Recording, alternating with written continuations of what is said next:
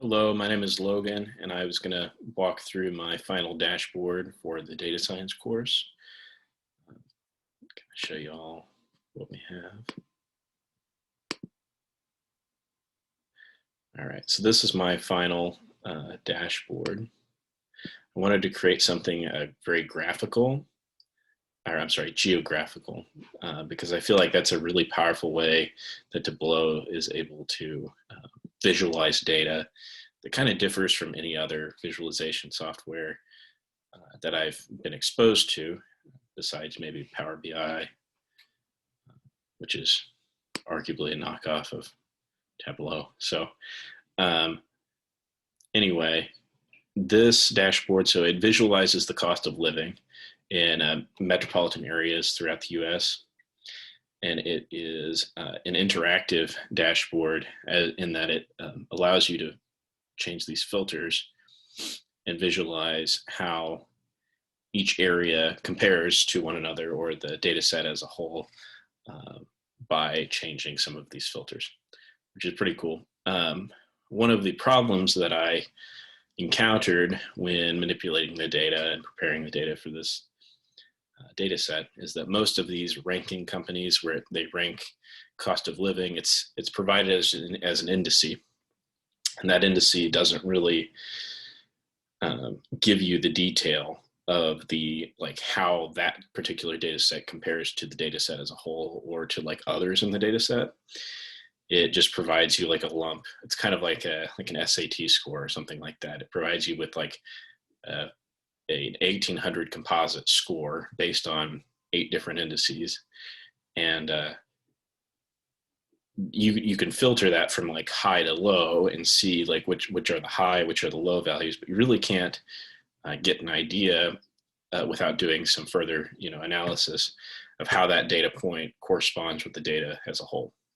So I did that. I combated that issue by creating level of detail calculations for each of those indice measures, and then the indice measure the like final composite score as a whole as well. And then I subtracted I took each individual data point, subtracted that mean, and put it over the mean to give like a percentage deviation from the mean for each data point, which allowed you to kind of make some pretty interesting observations regarding the data set as a whole in each area, like in regards to one another, right? So once I got that figured out, it kind of clicked together pretty easily, but I feel like was really helpful in determining. So say we were to change this around, so we can see like the highest cost of living per in relation to the data set is going to be Honolulu, right? Kind of gives you some of the information down there as well. But we can see, so based on, say we want to see the ones in California or something along those lines. See, these are all in California now. We can see how each city in California compares to one another based on cost of living, which is pretty neat. Set this back to all. And then, so we can even manipulate. So say we wanted to find somewhere where the rent was like dramatically lower than the national average. You can kind of see this little line running through from the American Southwest to the New England area of lower than average rents, which is kind of neat. And then we can even look and see, oh, hey, Amarillo, El Paso, Wichita, they have extremely low rents when compared to the mean as a whole, which is pretty fascinating, I thought.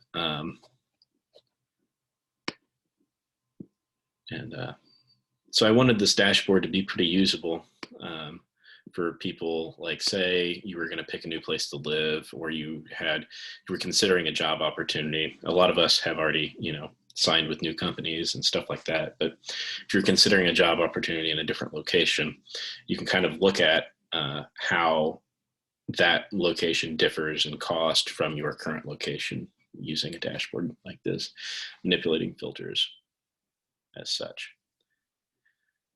So yeah, it's pretty interesting. And then this kind of graph is a graph of that level of detail calculation, essentially. So you can see these are the average indexes for each state, right? Or for the country as a whole, level of detail set to country. I actually had to add that to the data set, which was the first time I'd ever done anything like that. Just add a country column that's set country to US, which is pretty cool. Definitely something I might consider using again after this project. Yeah, you can kind of visualize each state and how like each different city in that state differs from the mean of the data set as a whole, which I thought was pretty interesting.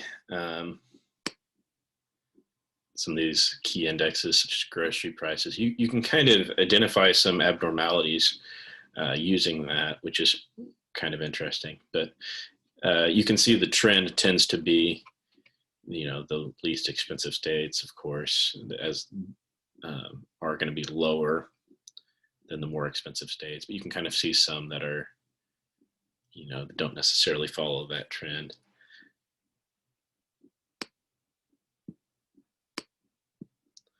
And then we can see, here, I'm going to move this out of the way. We can see, now this was data from the same company, but based on quality of life instead of necessarily cost of living. And I found that really interesting because it used different measures that were not necessarily quantitative measures of, related to expense necessarily, which I thought was pretty cool. So you can see some of these metrics that these were traffic relative to the median traffic, which I thought was really cool. Safety relative to the mean safety. Of course, quality of life, that's the composite score.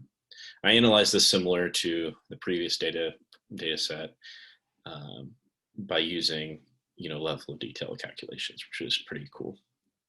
And you can see kind of the climate, even property price to income.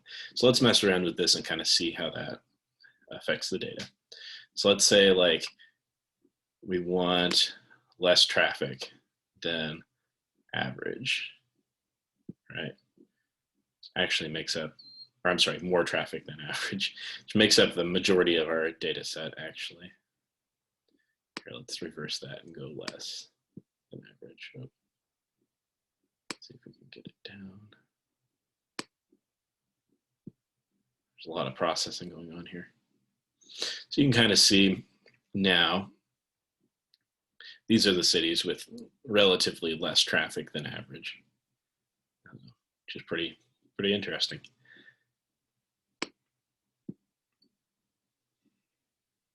And we can see, let's look for like the safest, right? Safest. Let's even do like the upper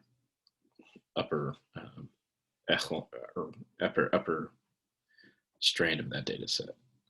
Oh, I'm sorry. That was sorry. I did completely the opposite. These are most dangerous places, I guess. We're gonna look at danger first. Okay, so Detroit, right? No surprise. St. Louis, no surprise. Albuquerque, Baltimore. Okay, now let's look at the safest. Which St. Louis it actually has a fairly, average quality of life for being such a dangerous area, which I thought was kind of interesting. So here we can see safety relative to the mean. Raleigh, North Carolina, that's like the best, supposedly the best place to live for quality of life in the US. So it's kind of interesting.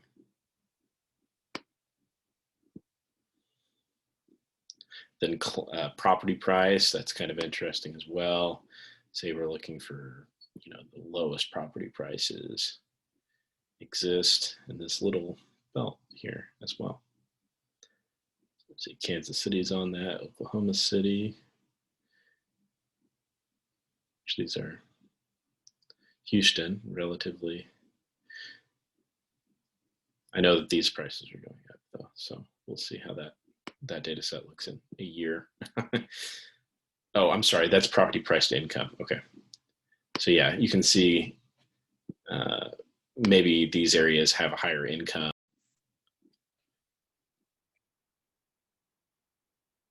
Sorry, it looks like it kicked us off.